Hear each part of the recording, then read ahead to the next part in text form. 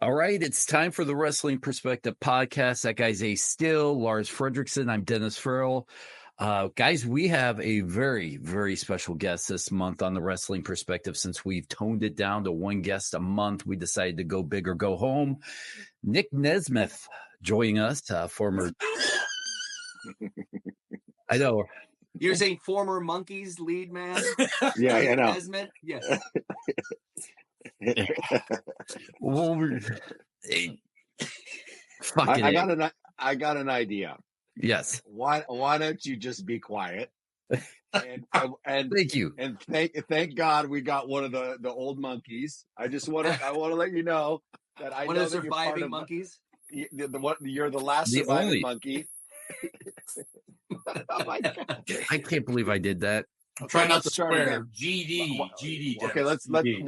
I'm very sorry, Nick, but we're gonna have to. I start apologize. Again. I don't know what happened. All right, let's do it. Let me intro Lars. You do the fucking dude.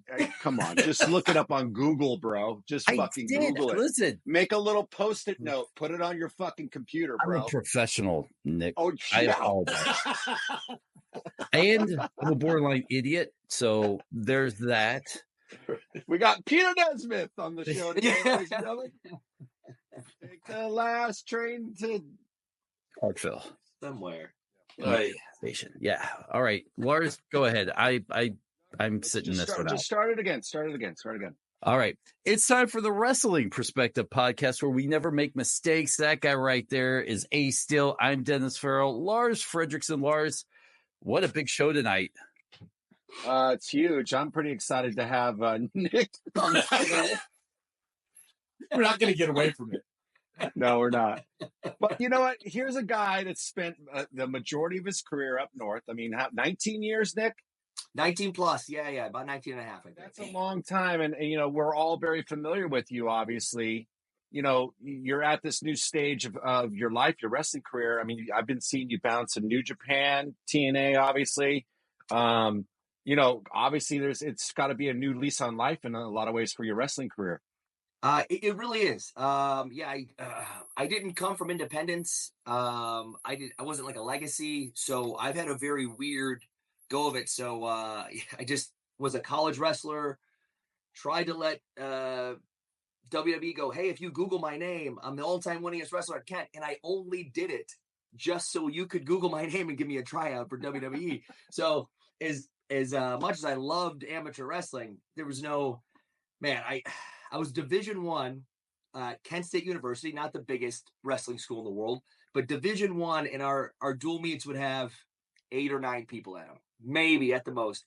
And usually it was a couple of the girls' sports that would come watch our stuff. So we would go watch their stuff if no one came to see them. So I was in this one world for 19 and a half years, just with WWE, and it was the greatest time ever. I had so much fun. I learned so much from some of the greatest, but all of a sudden, maybe the last 5-6 years, I go, I don't know how much I can grow here anymore, how much I can help people out without diminishing myself. So I started planning on different ways of, I've never been to Japan. I've never been to another company. I've never done an independent. How can I start setting up some blocks for myself to where it's not just someone comes with an offer and I'll take it because I wasn't, because I was doing WWE for 19 and a half years. It was, how can I find the best possible mix of learning as I go and then still getting outside of my comfort zone? See if I can still go against people around the world that aren't in my bubble. And I'm just starting to do so, I think. When we talk about you on the podcast, I think most of the time we bring up the fact that maybe in the last 20 years, you are the greatest seller that we've seen come through the industry. Do you at times feel like your selling was so good, it was a detriment to moving forward in that company? Like you were just looked at as a guy that was like, hey, I'm going to make everybody else look good because my selling's so good. But you guys are missing this whole other aspect of who I am. Yeah, for sure. And that's part of it. And I found, so when I was first originally training, the timing is really weird. Real quick story off it. I got hired by WWE after my second tryout. And as I got in there, I'm 5'11". I was wrestling 165 pounds in college. So I'm about 190 pounds. And 3 weeks after I get hired, WWE sends some agents down to let everybody know from here on out for the next few years, everybody has to be 6'2" or 225 pounds or something. And I'm like, hey, do I still work here? They're like, yes, you're grandfathered in, you made it in. So that was one piece of it. And then at that point I was learning from Rip Rogers and Jim Cornette, and it's teaching you, and Rip Rogers is very open about it. He got fired about 37 times while I was in and out of OVW. But also he goes, I'm teaching you all the ways of when you get fired from here so you can have a living and make a living and be good at this everywhere else you go for the rest of your life. So I started learning you want to let people up in the upper deck know that what's happening to your arm, like that, all the way around. Memphis, old school, let everybody know. And then you do the WWE style. And so as I had jumped into and embraced this, like way in, like I want to learn 5 years and 6 months to catch up to everyone because of how I said earlier, I hadn't done independence. I'd only been a fan. So we learned, I'm going hardcore for 6 months. And then WWE goes, totally new thing now. We're going reality based. And no more overselling, no more do anything. And I had already locked that into my brain a little bit. So I wanted to stand out and be different, but also focus on selling because I thought everybody wasn't really doing it.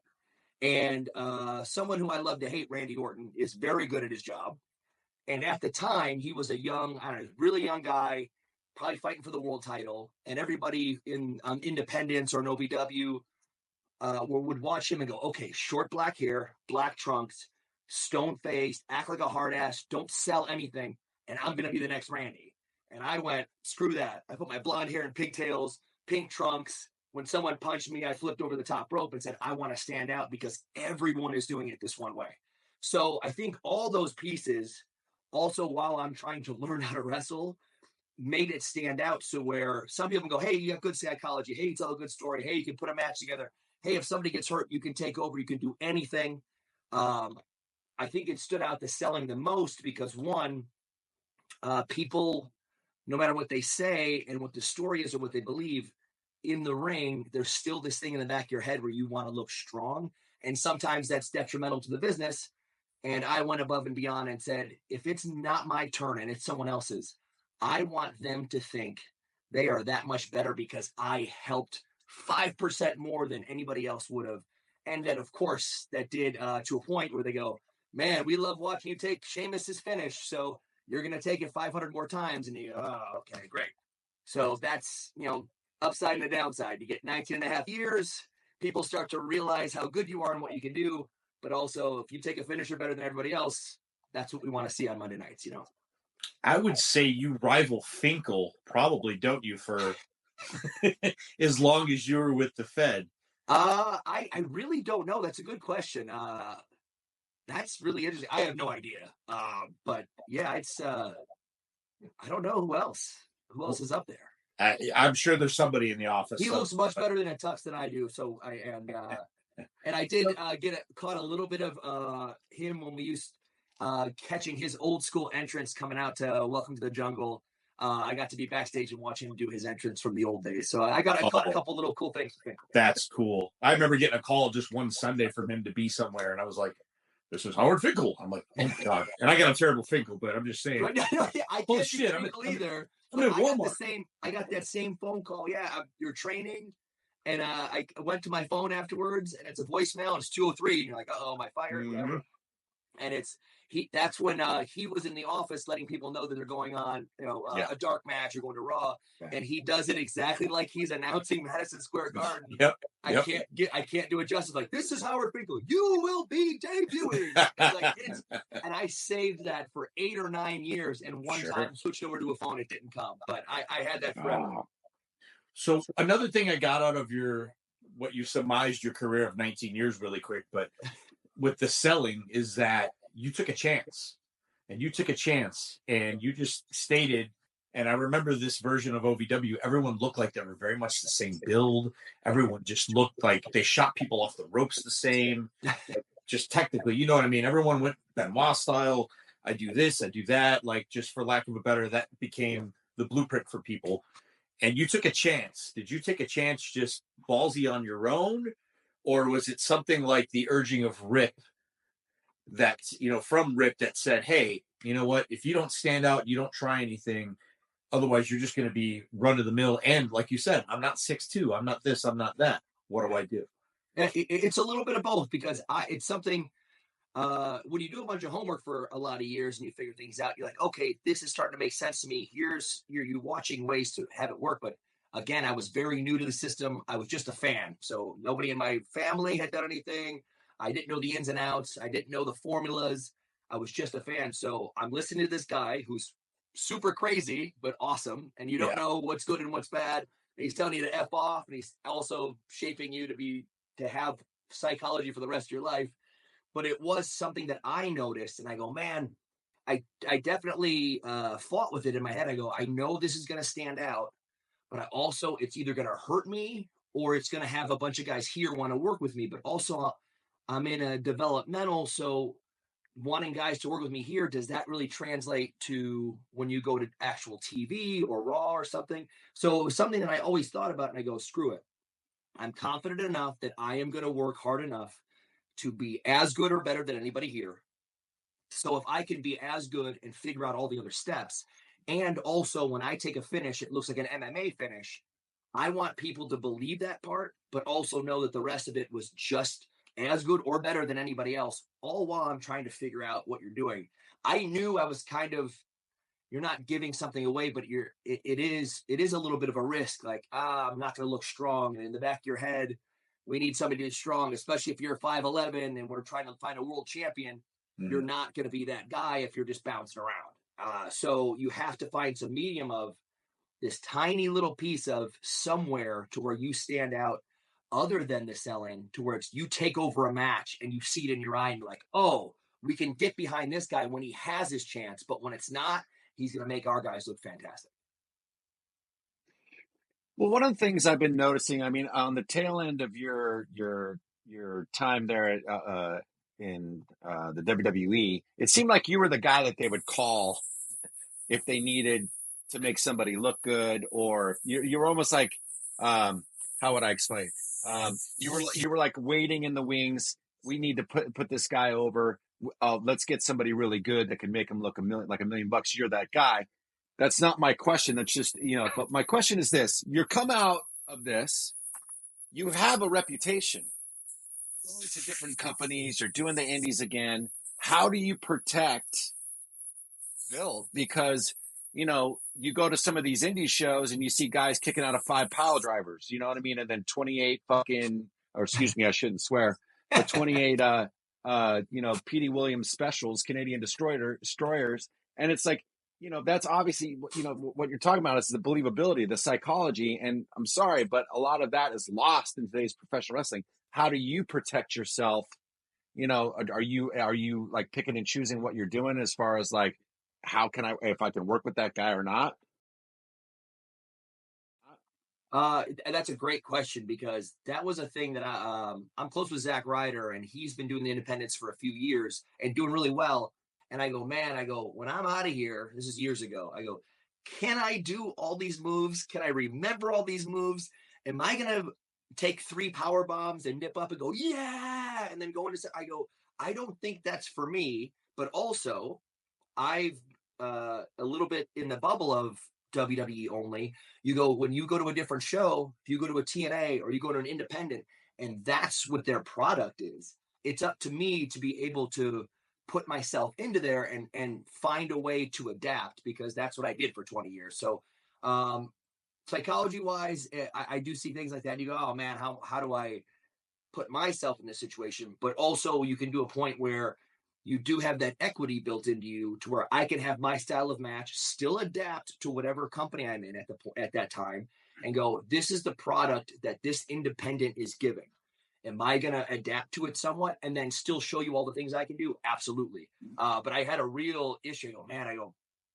I'm used to doing my thing, laying there, slowly pulling myself up, getting to a point where you counter these things. And I'm really psychology based. And a lot of things aren't, and that's totally fine. But some people are doing much like me. I was trying to stand out by selling or have pink tights or pigtails. Some people see all these moves happening and go, if I can take one more than that, then I can stand out. So I totally get their point. But psychology is lost a little bit. That happens. I blew it all the time in New York anyway too. So it is a way to, I watched and said, okay, I'm only 2 or 3 matches in at this point, right now talking to you guys, non-WWE, 1 independent and one TV taping. And even then I go, okay, there's 8 minutes. Does this audience want nonstop action? Do they want to see what I can do? Do you want to see how I can react? Can I still lead and help somebody out when I'm the one getting the win and I'm the one on the trajectory towards the top? Can I also give back just enough to have them stand out? So whether it's a 1 week, 2 week, 4 week program, did I make this young guy 5% better just for being out there with me? And that was my goal. And so far it is. And I believe it's working. That's perfect, because that kind of leads into my question where I assume you being up north, a lot of your presentation, your in-ring moves and whatnot are dictated to you, where this is what we want you to do. This is how we want you to wrestle. Now, Nick, on the independents, how much different are you? Do you feel like you are going to be tomorrow, the next day, next month, next year than the Dolph Ziggler presentation we got from New York?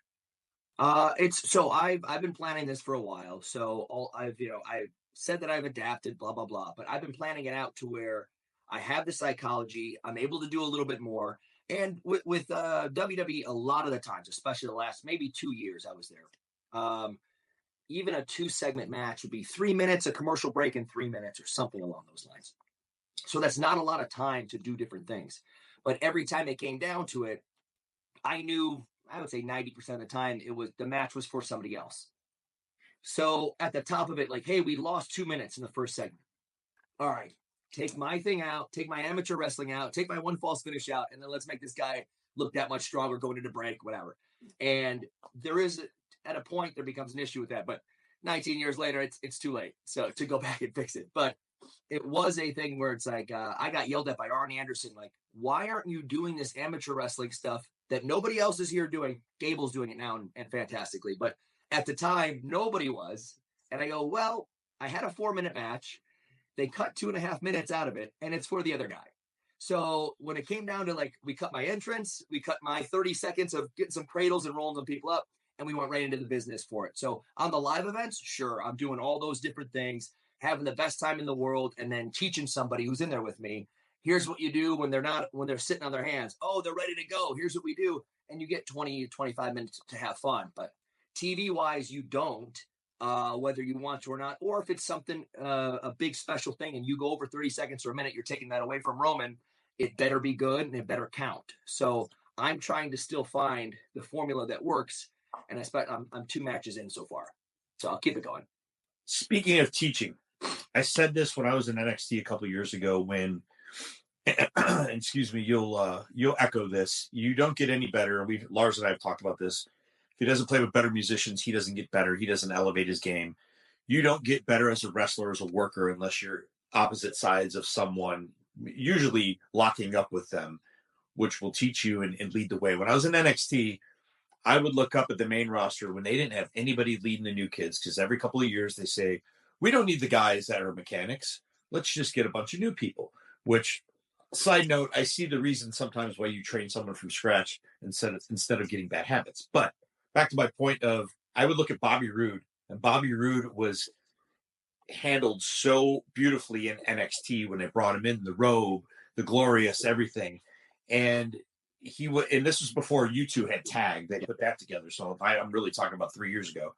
And I said, why don't you just get him? They're not doing anything with him right now. Why don't you bring him down to NXT and have him teach these guys? I'm sure he might not mind it, actually. He could have longer matches, etc. I was told, money situation, I don't know. It just wasn't done. But in the last year or so, or last couple of years, you and Bobby went down to NXT. Then you got to work longer matches. Correct me if I'm mistaken, but did you hold the NXT title for a second? Sorry, my history, but how did that feel to you to grab someone young and teach and walk them through and learn? And like actually, you are the ring general completely right here. Not that you weren't before, but you know what I'm saying. Yeah, no. Real quick before I even get into that, Rude's the man. He's so good. And unlike me, he's going to be perfect in a producer role because I can't do that.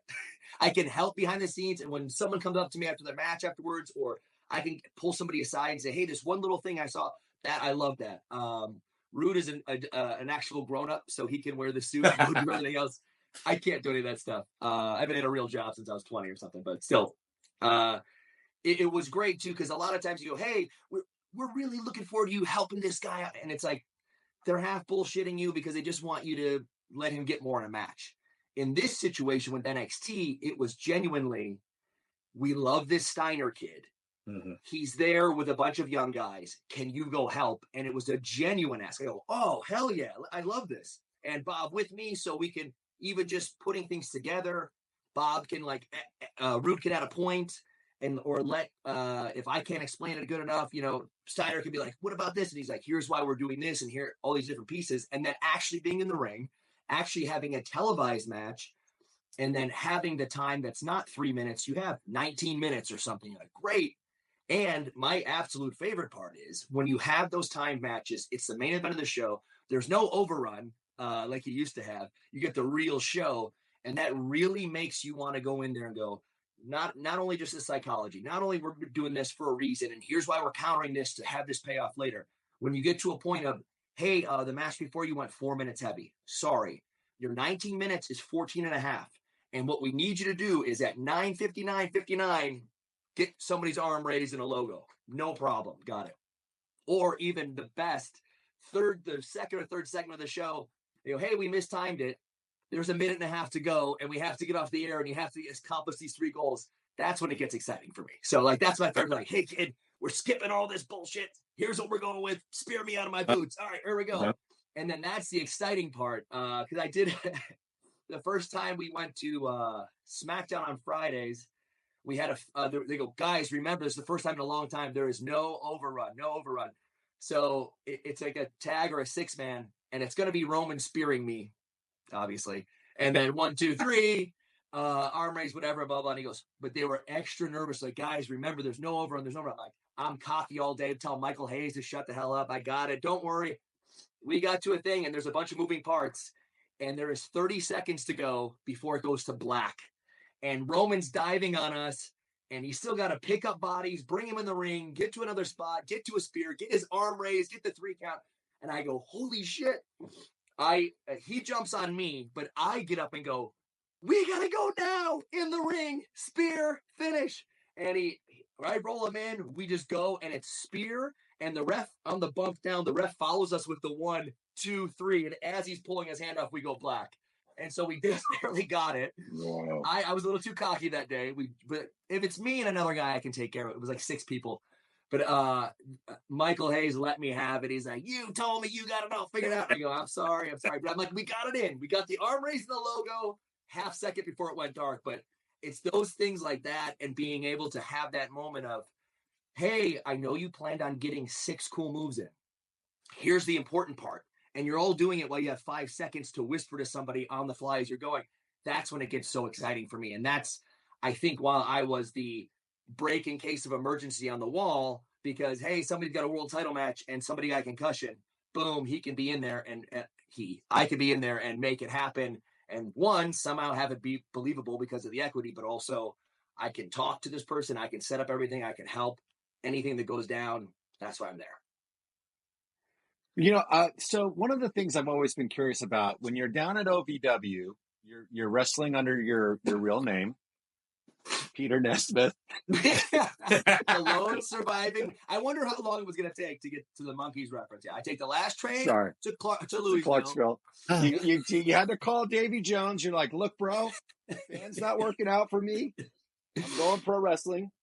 But no, okay, so you're down in OVW. You've used a real name. You get brought up, and now you're given this Dolph Ziggler thing. Be honest. When you first heard the name, what are you thinking? Heartbroken, absolutely heartbroken. And I'm heartless, so it was. I had to get a heart and then smash it in front of myself. So, I get a call. I hope I'm remembering this right. I get a call on a Saturday night after an OVW show. Hey, You're debuting on Monday. Your name is David Diggler. Oh. You thought, yeah, Dolph Ziggler was bad. Yeah. So your name's David Diggler. We're not exactly sure what you're doing, but just bring your gear. I'm like, what? David Diggler? They're like, what? Do you have a problem with that? I go, man, that sucks. Why is that the name? They go, well, we needed a name with the same consonant on both. I go, my name's Nic Nemeth. We're going the reality era. It's NN. Like, what? They go, no, you can't use a real name anymore. I go, all right. So they go, all right, we're going back in to talk to Vince in 15 minutes. You got 15 minutes to pitch him something else. So I text everybody in my phone, guys, I need a double D name. And so my dad's name was Don. Had that down there. I had Dolph from Dolph Lundgren. I pitch all these different things. And they go, it's probably going to be David Diggler, but we'll see on Monday. So I get there. It says Dolph Diggler. And then I'm like, what? And so I find Vince for the first time in my life and bump into him and say, sir, we just went to reality based. We got John Cena, Randy Orton. This says David Diggler or Dolph Diggler. I go, my name is Nic Nemeth.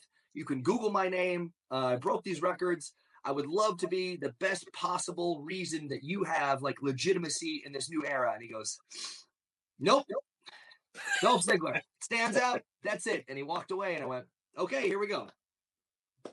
But it was wow. It was heartbreaking because they had told me before even the Spirit Squad stuff, they said we really like you're an amateur wrestler.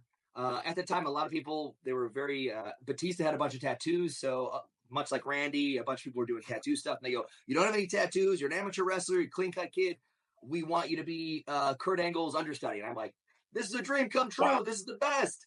And then you get a call that says you're David Diggler and we don't know what the hell you're doing. And you go, what am I going to do? But now it's weird to hear people say Nick because I heard Dolph for 20 years. So. Right. After hearing that story, I wanted to kind of backtrack a little bit towards your stand-up comedy routine. I'm huge into the stand-up comedy. I guess I like the kind of the knower name guys like God, who do I like? Now I'm blanking, but give me a second. They're so no name that you can't even think of them. That is hardcore, bro. Give me a second. I want to get my question out before I start name dropping comedians that I like and forget about my question. But you were doing all this stuff while in WWE. You kind of stepped back, focused on your career. Now that you're on the indie scene, is this something that you're going to dive back into? Because I enjoyed you on the Roast Battle 3, I believe it was. I forget which one, but yeah, I was very lucky. I got to do a roast battle on Comedy Central with Sarah Tiana, who is someone that she's a headliner around the country. And we just became friendly just from hanging out at the Comedy Store in LA. And me weaseling my way into comedy shows I shouldn't have been on. And we set up a thing where she was like, well, you have this following. You're trying to figure it out. And we have a good camaraderie. Let's do a thing where I'm middle for you. And I do 30 minutes. And since you only have 10, we'll do that. We'll have an opener. I'll do the big chunk of it. We'll get you in the main event because that's likely what the people are there to see. And then we have good camaraderie, and then we'll do like a 20-minute Q&A, and we'll kind of riff and play off each other. And it slowly melted into this like really fun show that we were selling out. It was pretty cool. And I'm doing this all while I didn't step back from WWE. They weren't using me on all live events. So I said, I don't know what else I can do here to grow. I'd be ready to go. I could wrestle for the world title on Sunday if you want me to, but Thursday, Friday, if I'm not booked, I'm going to book something, at the Comedy Store. So I got into that. I'm at like, when we first started, I think 7-8 minutes of my 10, because I ran through it all nervous, didn't know what the hell I'm doing. And we got to a point where after a couple of years, I would check my schedule. And even if I got a call last minute in New York to go somewhere the next day, I could still be okay because I would do a comedy shows on Wednesday, Thursday, something like that, unless it was blatantly blocked off for everything. So we had a fun time. And after a few years, we got to a point where she was only doing about 15 or 20 in the middle. I'm doing 15 or 20 at the end. And then we have all these different pieces that go with it. And I think by the time we did our last show together, I was doing about 30 minutes. I wouldn't say it's a tight, awesome, for the Tonight Show, but it was 30 minutes of stuff and I could modify it to where if I came out and didn't see a bunch of wrestling shirts in the crowd, I could tell Chipotle jokes or Tinder jokes. But if I walk out there and it's just WWE shirts, I go, okay, so here's the thing about Brock Lesnar or something like, just basing it on the crowd, very much like wrestling, where hey man, they're not buying any of this. Let's switch it up, like that kind of thing. So, and I go, this can only make me better improv wise and make me a better wrestler. So I'm helping myself out.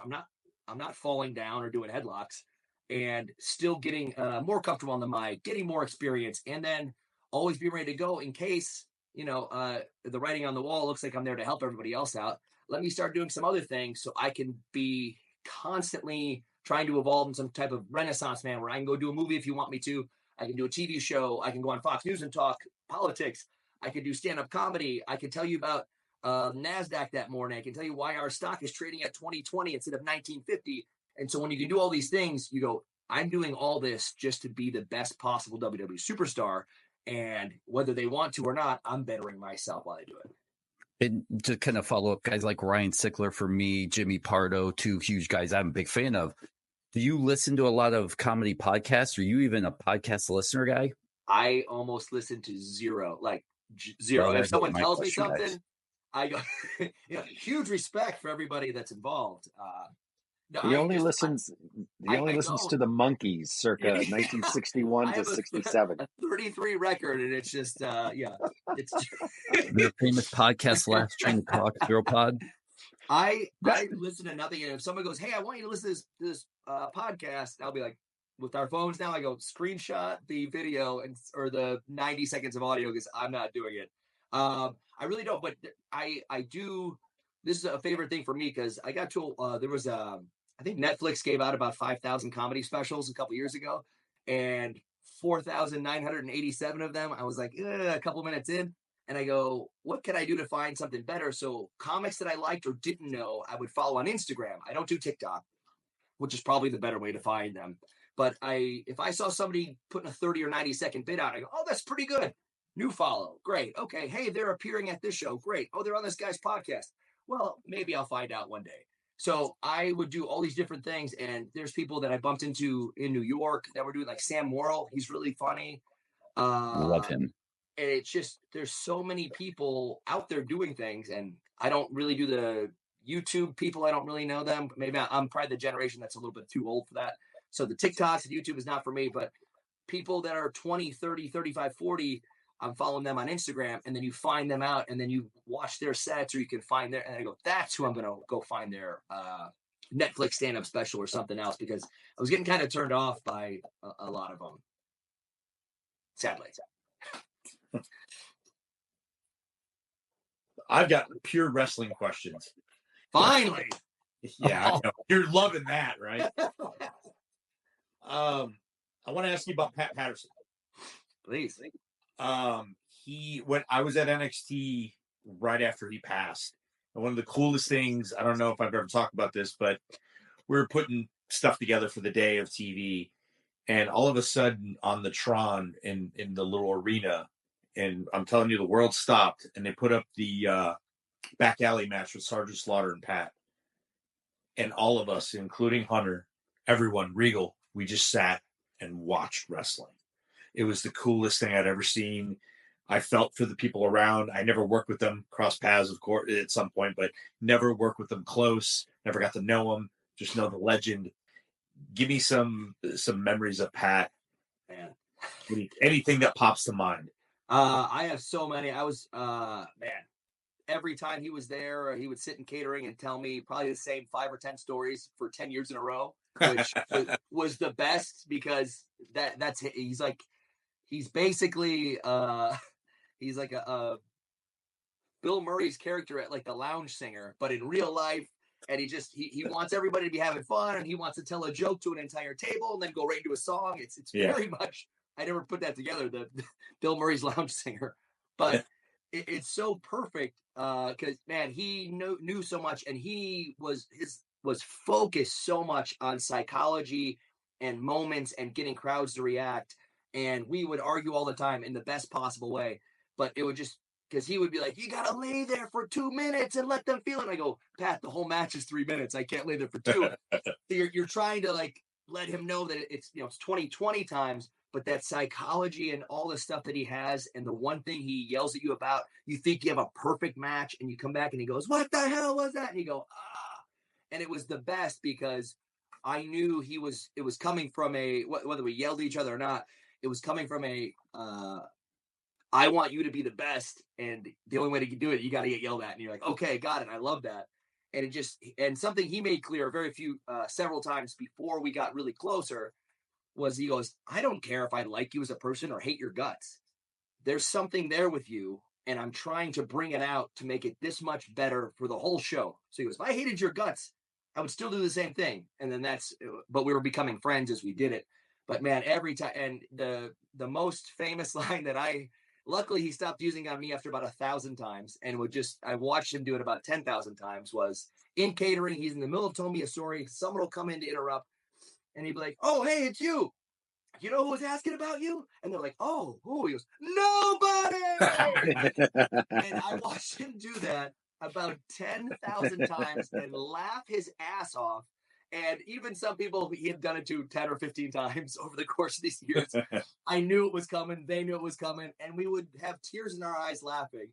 And there's a million other jokes that I can't repeat right here. But it would be the best.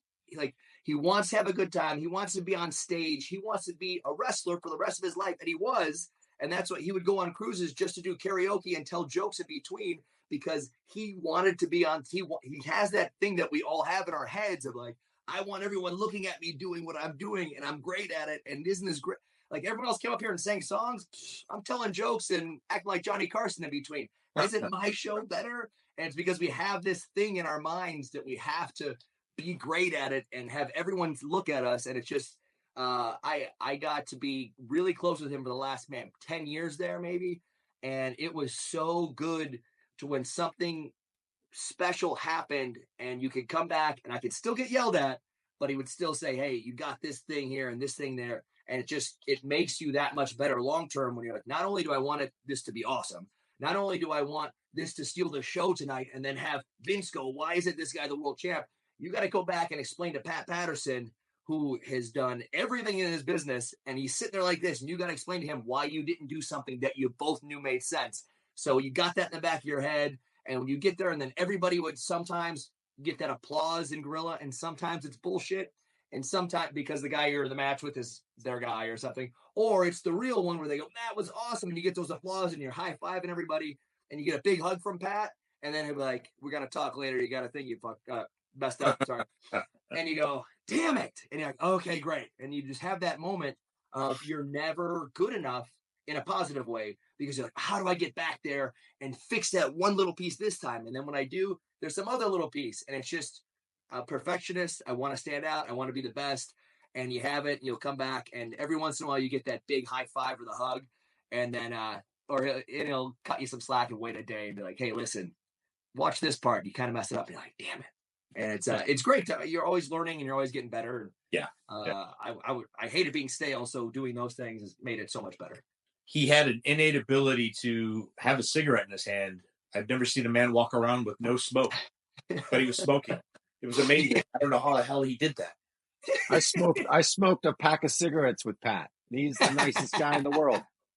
You know, that's amazing. It's funny. It's funny because where I'm at now, Pat, when he was wrestling in San Francisco, lived 5 blocks away. I could show you the house. You know what I mean? So for my last question, it's kind of a 2-part question. Now, and I want to bring it up into the now, because I know we've been harking back to your career, your comedy stuff, but like, let's talk about where you're at now. I know you're only 2 matches in.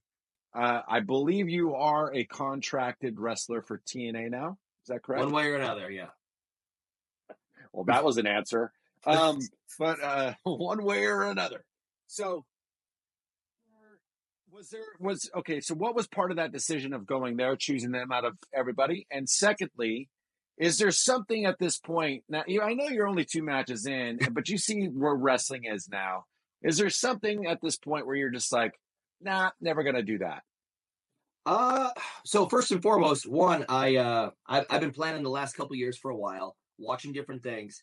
I famously don't watch wrestling because I was so down on I didn't like what was happening or what I was doing, not everybody else's stuff. Just so down on it. I'm like, I don't watch it. I'm focusing on being the best possible thing I can do right now. So then I'm thinking about like, haven't been to Japan. I haven't gone to another company. And I'm thinking of all these different things. And I go, man, TNA, they're on the verge of a rebrand. They're doing this big, like, starting over moment at this pay-per-view coming up in a month or two. And I go, man, and there's a bunch of people there saying this locker room is so tight and so fun. And it's hard to find a bad locker room. It's hard to like, oh, everybody here sucks but me. Like there's nothing like that because we're all so close, because we all trust each other so much. And you get to a point where it's all close, but when people are going out of their way to text me or call me and say, listen, this is the place where, one, you can help a bunch of people here, all while being the person with a lot of focus on them. And then you can bring some eyes to this show.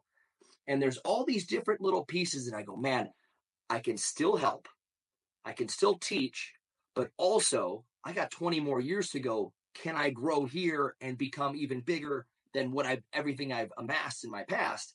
And I go, this seems like the play. I like Japan. I don't know what I'm doing. I don't know if I can exist. I don't know if I can be good enough to hold up there. But I go, these two places, New Japan and TNA, are the two on my radar right now that I think can do something special. And then I can be a part of it and grow even bigger for like a bigger audience. So I hope a bunch of people who know me from Cleveland or follow me a little bit go, oh, I didn't know New Japan had a show. Okay, great. I didn't know TNA has a TV show. Okay, cool. And without just thinking of those pieces, just walking into the two different locker rooms, I was blown away. I go, man, there's so many people here. I don't really get anxious or anything, but I go, man, I'd be ready to go. I could wrestle for the world title on Sunday if you want me to, but Thursday, Friday, if I'm not booked, I'm going to book something, at the Comedy Store. So I got into that. I'm at like, when we first started, I think 7-8 minutes of my 10, because I ran through it all nervous, didn't know what the hell I'm doing. And we got to a point where after a couple of years, I would check my schedule. And even if I got to call last minute in New York to go somewhere the next day, I could still be okay, because I would do a comedy shows on Wednesday, Thursday, something like that, unless it was blatantly blocked off for everything. So we had a fun time. And after a few years, we got to a point where she was only doing about 15 or 20 in the middle. I'm doing 15 or 20 at the end.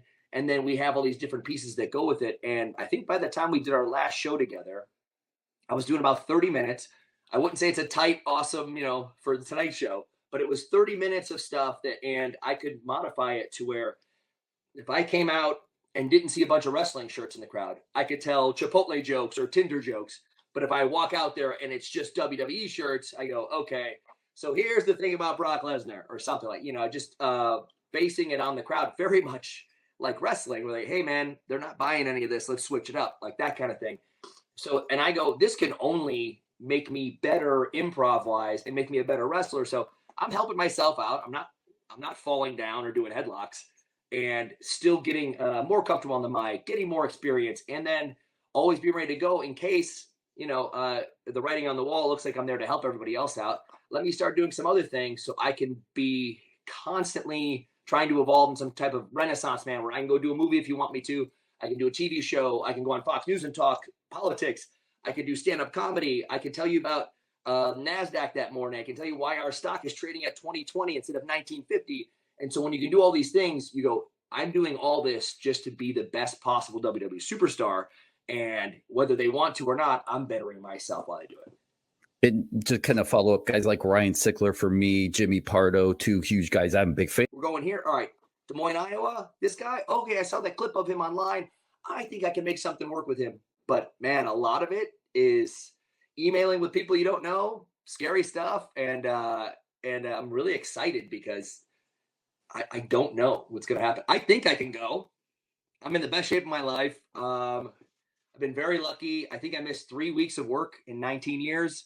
So I'm ready to go. And like I would say you could see the arm standing up on my hair, but you can't. But I've been sitting around for months waiting to wrestle, and I can't wait to do something. Like 1 or 2 shows, great. Now I'm ready to go. Like, let's get into it. Lars?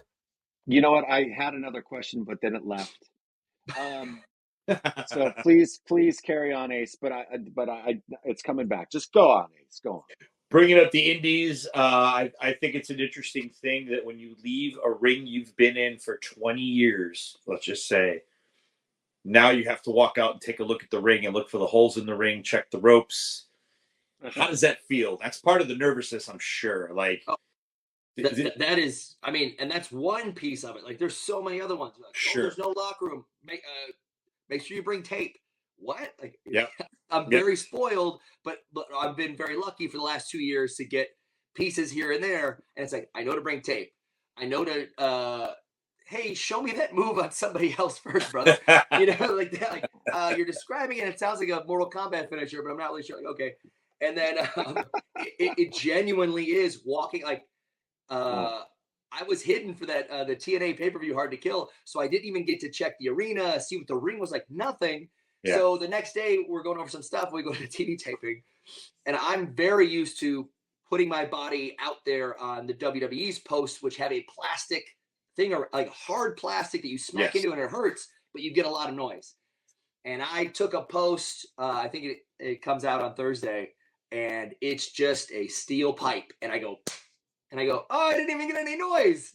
Like, And I go, okay, I know that.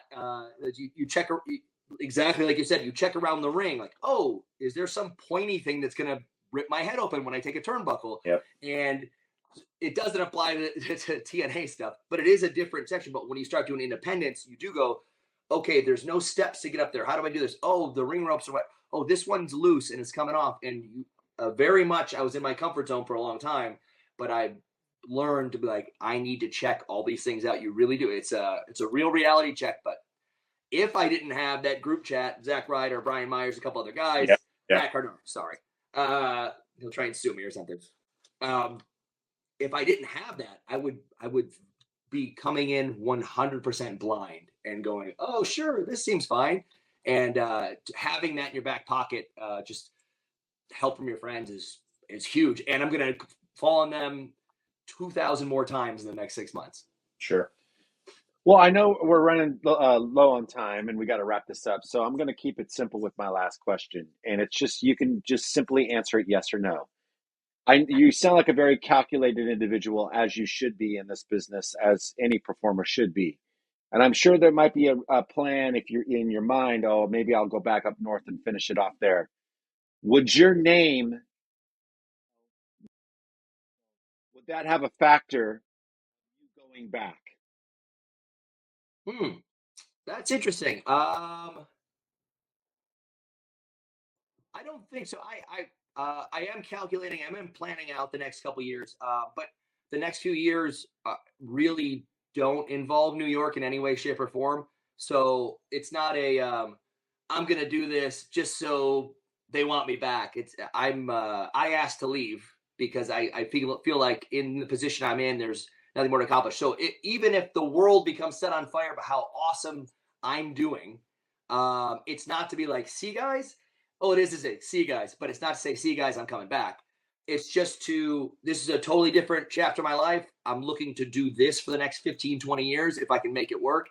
And as much as I do calculate and I'm really thinking about all the moves, that's absolutely not one. But the name is interesting. Like, yeah, what would I do when I go back there? Like, do I become Cactus Jack and come out and come back as Mick Foley and come back out as well, I mean, because I mean, here's the reality of the situation is that you're pound for pound one of the best pro wrestlers out there, straight up, and you're gonna be a name with your real name and make waves with that. You already have.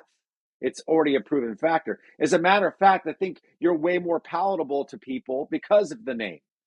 Yeah. You know, I feel like honestly, Dolph Ziggler, even though you made it work because, you know, you have that talent, that was your biggest detriment. And that's just my opinion, you know, of a wrestling fan watching wrestling for 40, 50 years, really. So it's like, well, 40. Let's not do it myself too much, but you know what I'm saying? And I'm very opinionated and I don't really care because I can back it up. But my point is that like that was like the one detriment to everything ever. Like a collegiate wrestler who was a supreme badass. Like if I'm gonna get in a fight out in the street, I'm gonna call you because I know you're gonna just tackle some dude and it's gonna be over in 5 seconds. But do you understand what I'm saying? It's like if it was me, I'd be like, blow me. It's Peter Nesmith. Anyways, I digress.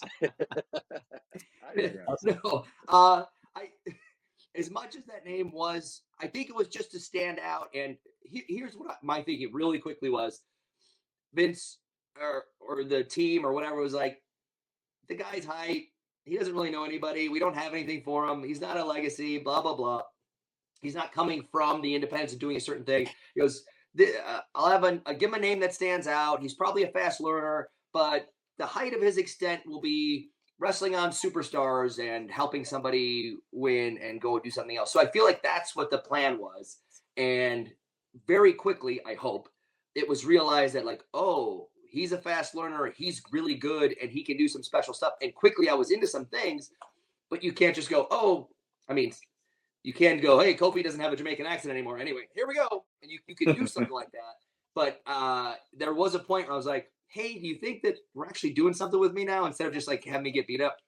Maybe we could switch a name or give me a moniker. And like, nope, it stands out. That's it. So it wasn't just the name that was a little bit of a detriment. I think no matter what, it was the part where I lost 96 matches out of 100 every time. I feel like that's the bigger dagger to me. Yeah, so but if you were to come back, is rough, but I lost so many matches. I think people can look over that. I think real true wrestling fans that see what you bring to the table can overlook that. I would just think because in today's modern world where you don't have a Vince McMahon at the helm, you got an actual wrestling guy who understands that it's pro wrestling. I mean, we're hearing things on that TV show we haven't heard for 25 years. Yeah. And that's why it sucked a lot of that time. So it's like now it's making this turn and it's actually real believable stuff because there's a wrestler, calling the shots.